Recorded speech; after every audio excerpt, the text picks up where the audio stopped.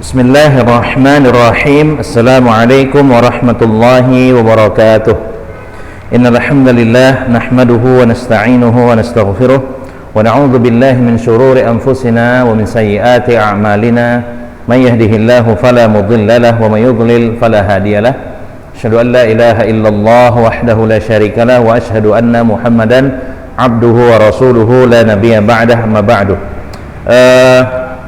Kaifahalukum jami'an, ya anak-anak kelas 8. Ya, kita bersyukur pada Allah Subhanahu wa taala yang mana pada pagi hari ini Dia masih melimpahkan pada kita kesempatan dan kesehatan sehingga kita masih dapat ya melanjutkan pelajaran kita, yakni pelajaran Nahwu untuk kelas 8. Namun terlebih dahulu patutnya dan wajibnya kita bersyukur ya atas limpahan nikmatnya yang terbesar, yakni yang lebih besar dari kesehatan, yakni nikmat berupa Allah telah menjadikan kita sebagai seorang mukmin, seorang muslim, di mana kedua hal ini adalah penentu bahagia dan sengsaranya seorang hamba baik di dunia maupun di akhirat.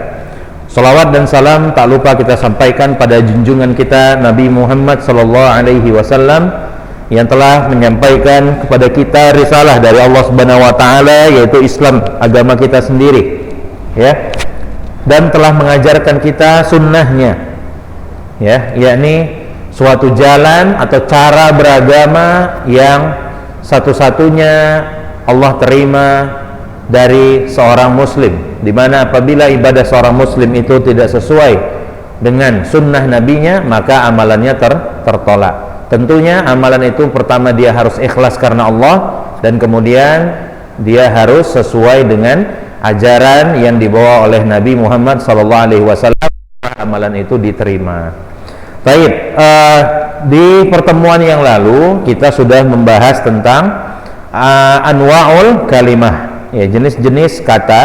Ya, ini yang pertama kemarin kita udah belajar tentang isim. Anwa'ul kalimah kemarin ada 3. Yang pertama dia isim, fi'il, dan huruf. Kita kemarin udah mempelajari jenis yang pertama dari sebuah kata atau jenis kata yang pertama, yaitu isim beserta tanda-tandanya dan contohnya.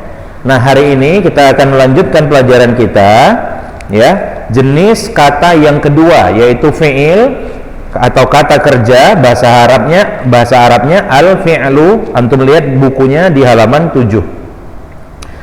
Ya, saya baca di sini al-fi'lu, fi'il atau kata kerja. Perhatikan sini. Definisi fi'il. Ya. Fi'il adalah kalimat yang menunjukkan suatu arti dan disertai dengan waktu. Jadi, fi'il atau kata kerja adalah sebuah kata yang memiliki arti dan dia terikat dengan waktu. Ya, terikat dengan waktu itu artinya antum lihat contohnya di sini. Kataba telah menulis, qara'a telah membaca, yaktubu sedang menulis, yaqra'u sedang membaca. Jadi terikat dengan waktu itu adalah bisa disandarkan kepada kata kerja itu kata sudah atau kata sedang. Ya, sudah bangun, sudah tidur, akan belajar, sedang makan. Nah, gitu dia maksudnya terikat dengan waktu. Beda dengan isim kemarin. Kata benda atau isim adalah kata yang memiliki makna tapi tidak terikat waktu. Maka nggak boleh kita katakan sudah buku, sedang buku, atau akan buku, karena isim tidak terikat dengan waktu, yang berbeda halnya dengan fi'il. Tadi fi'il itu definisinya adalah kata yang memiliki makna dan terikat dengan waktu. Ya, baik. Sekarang kita baca keterangannya. Nomor 1. Fi'il dalam bahasa Indonesia disebut kata kerja atau verb dalam bahasa Inggris. Ya. Yaitu setiap kalimat yang menunjukkan kata kerja atau perbuatan. Ya.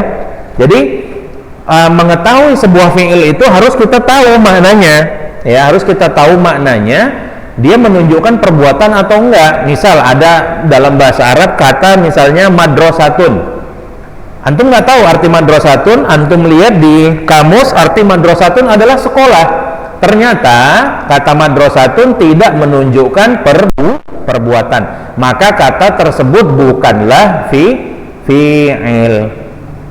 Jelas ya? Baik.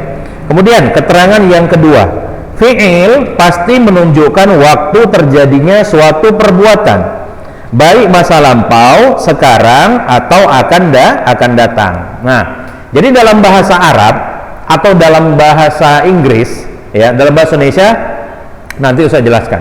Dalam bahasa Arab atau bahasa Inggris, ketika mereka menyebutkan sebuah kata kerja, itu otomatis sudah terikat dengan waktu. Contoh misalnya, orang Arab kalau dia mengatakan zahaba, itu artinya sudah pergi. Kalau orang Arab mengatakan kata yadhabu, maka orang Arab itu memaksudkan, dia bermaksud bahwasanya ada orang yang sedang pergi atau akan pergi. Nah, beda dengan bahasa Indonesia. Kalau orang Indonesia, contoh misalnya, dia mengatakan pergi, maka tidak kita ketahui perginya itu sudah pergi atau akan pergi atau sedang pergi, kecuali kalau kita tambahkan keterangan waktu di depan kata kerjanya atau setelahnya. Contoh misalnya, sudah makan, barulah kita tahu perbuatan itu sudah dilakukan, artinya sudah makan, makannya sudah selesai. Sedang makan, ya, barulah kita tahu dengan kata sedang ada perbuatan yang sedang dilakukan, yaitu makan. Akan makan, dengan kata akan ini barulah kita tahu sebuah perbuatan, yaitu makan, itu sedang berlangsung. Jadi dalam bahasa Indonesia dia perlu dengan adanya keterangan waktu, baru kita tahu, ya, sebuah kata kerja itu sudah dilakukankah, sedang dilakukankah, atau akan dilakukan. Berbeda dengan bahasa Arab yang udah punya ciri-ciri untuk mengetahui perbuatan sudah dibuat, sedang dilakukan, atau akan dilakukan. Jelas ya dari sini ya? Baik. Tanda-tanda fi'il. Tanda-tanda fi'il. Untuk memudahkan mengenali fi'il bisa diketahui dengan beberapa tanda. Jadi kalau misalnya antum nggak tahu arti sebuah kata, ya, antum nggak tahu, ya, antum misalnya ditugaskan untuk mencari fi'il dalam Al-Quran. Ini contoh, misalnya ditugaskan untuk mencari fi'il dalam Al-Quran, antum nggak ada kamus, otomatis antum nggak tahu, Qurannya nggak ada Quran terjemahan misalnya. Maka bagaimana antum melakukan tugas itu? Caranya adalah dengan mengetahui tanda-tanda fi'il itu sendiri. Jadi kalau di sebuah kata ada tanda-tanda fi'il, maka kata tersebut bisa kita katakan dia fi'il, walaupun kita nggak tahu artinya. Nah, baik. Nah, balik bukunya ke halaman 8. Nah, tanda yang pertama dari fi'il itu adalah diawali lafaz qad. Diawali lafaz qad.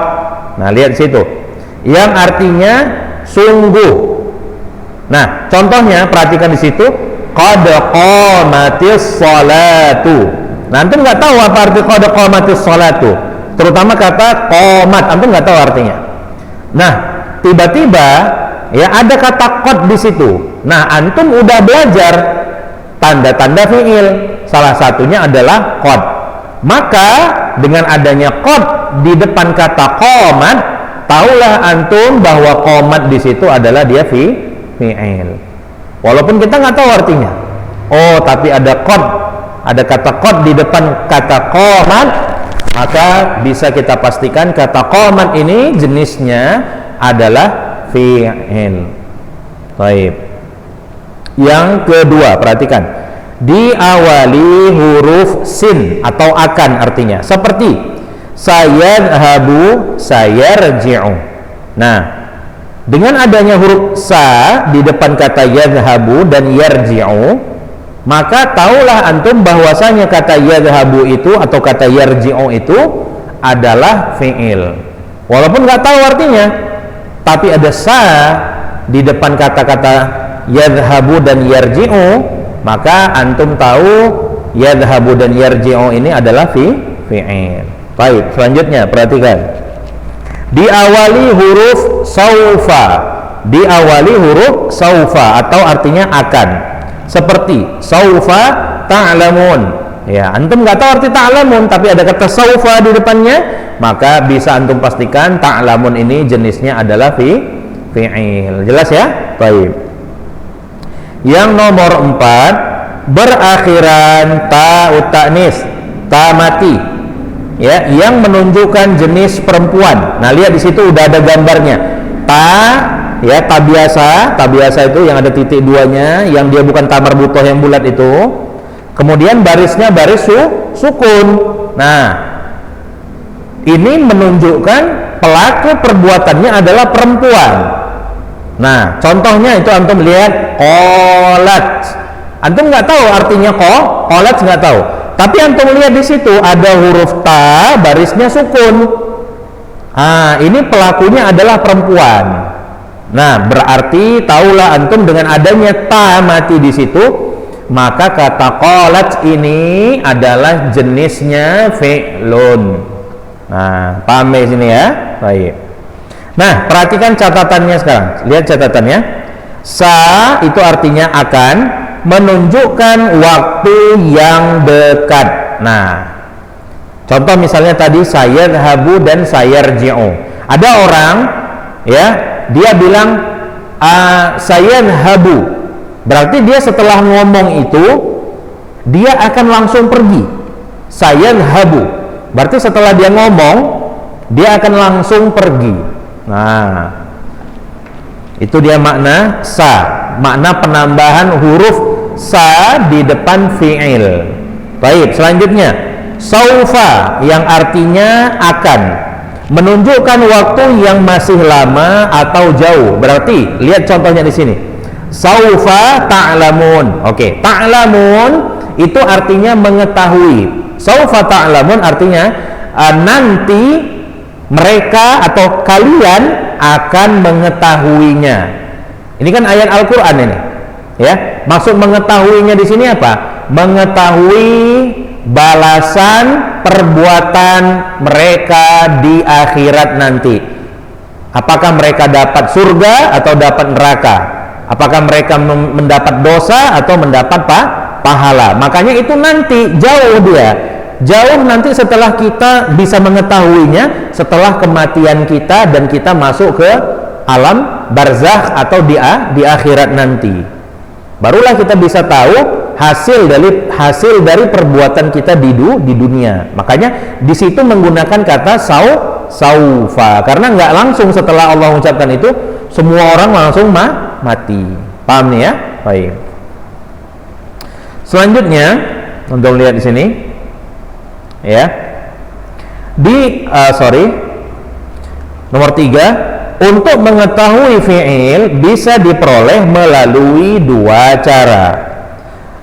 Cara yang pertama, dilihat dari artinya menunjukkan kata kerja seperti yaktubu, yakra'u. Jadi kalau misalnya antum nggak tahu arti kata yaktubu dan yakra'u, ya antum harus melihat kamus. Jadi ini cara yang pertama adalah dengan cara melihat kamus. Nah, setelah antum dapati arti kata yakra'u dan yaktubu, ya, antum melihat artinya tersebut dia menunjukkan perbuatan atau tidak. Kalau yakra'u ternyata artinya kulkas misalnya, misal ya, maka kata yakra'u tadi bukan termasuk fi'il karena tidak menunjukkan perbuatan. Tapi karena kata yakra'u artinya adalah membaca, yang mana membaca itu adalah kegiatan, maka yakra'u tadi masuk dalam kategori fi'il. Paham di sini ya? Kalau nggak paham nanti didengari lagi, ulangi lagi penjelasan Ustadz ini. Kalau Ustadz ulangi berulang-ulang di sini terlalu banyak memakan waktu. Baik. Nah, kemudian yang B, melalui tanda-tanda tersebut di atas. Nah, tanda-tanda yang sudah Ustadz sebutkan tadi, ada qad, ada sin atau sa tadi atau saufa, kemudian ada ta'ut ta'nis as-sakinah.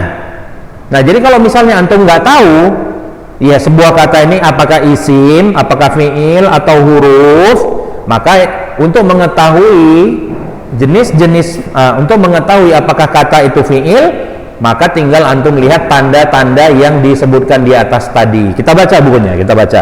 Contohnya lihat di sini. Qad aflahal mu'minun. Nah, di situ lafaz aflaha adalah fi'il karena didahului oleh lafaz qad. Nah, ada qad di depan kata aflaha, maka aflaha adalah fi'il. Kemudian sayasla, ya. Lihat situ lafaz yasla adalah fi'il karena didahului oleh huruf sa. Tengok. Lafaz yasla adalah fi'il karena didahului oleh huruf sa. Nah, ini kayak yang di atas tadi, sayadhabu dan sayarji'u. Paham ya? Baik. Selanjutnya ada kata alimat dan tabbat. Alimat dan tabbat. Baik. Ya, kedua kata ini adalah fi'il karena berakhiran ta ta'nis as-sakinah, ta baris mati. Jadi coba ya, selama kita belajar daring ini, tolong antum ya benar-benarlah pelajari. Artinya kalau dikasih link YouTube untuk antum dengarkan, maka dengarkan pelajaran ini. Ini pelajaran penting. Ini nahu, ini pelajaran penting bagi orang-orang yang mempelajari bahasa Arab. Dan bahasa Arab itu adalah bahasa Al-Quran, yang dari Al-Quran inilah kita mendapatkan penjelasan tentang agama kita. Maka bagaimana mungkin kita memahami agama kita tanpa bahasa Arab? Dan untuk memahami bahasa Arab, antum perlu mempelajari ilmu yang namanya nahu. Maka sekali lagi himbauan Ustadz kepada anak-anak kelas 8 sekalian, pelajarilah nak pelajaran ini dengan benar-benar. Ini pelajaran penting ya. Nah, ini pelajaran yang insya Allah akan bermanfaat bagi antum di dunia, untuk di dunia antum maupun di akhirat antum nanti insya Allah. Maka ini adalah agama kita. Bahasa Arab ini bagian dari agama kita. Pelajari dengan baik-baik ya. Sengaja nggak Ustadz panjang lebarkan lagi pembahasannya ini, atau Ustadz tambahkan judul, karena biasanya ya untuk pelajaran yang dipelajari dengan online itu jarang sekali dipelajari. Hampir nggak ada yang mempelajari, atau minimal membuka linknya pun mungkin nggak di rumah. Ustadz udah lihat hasilnya setahun yang lalu, itu gimana jadinya. Maka Ustadz cukupkan dengan satu pembahasan saja, yang insya Allah kalau antum benar-benar buka, pelajari dan pahami, ini akan berfaedah bagi antum sekarang di dunia ataupun di akhirat nanti insya Allah ya. Itu saja nasihat dari Ustadz. Semoga ini dapat ya menyadarkan antum apabila antum masih lalai selama ini ya. Ustadz harapkan antum belajar. Udah saatnya kita belajar ya. Saya cukupkan pertemuan kita hari ini dengan doa kafaratul majlis. Subhanakallahumma bihamdika asyhadu an la ilaha illa anta astaghfiruka wa atubu ilaik. Assalamualaikum warahmatullahi wabarakatuh.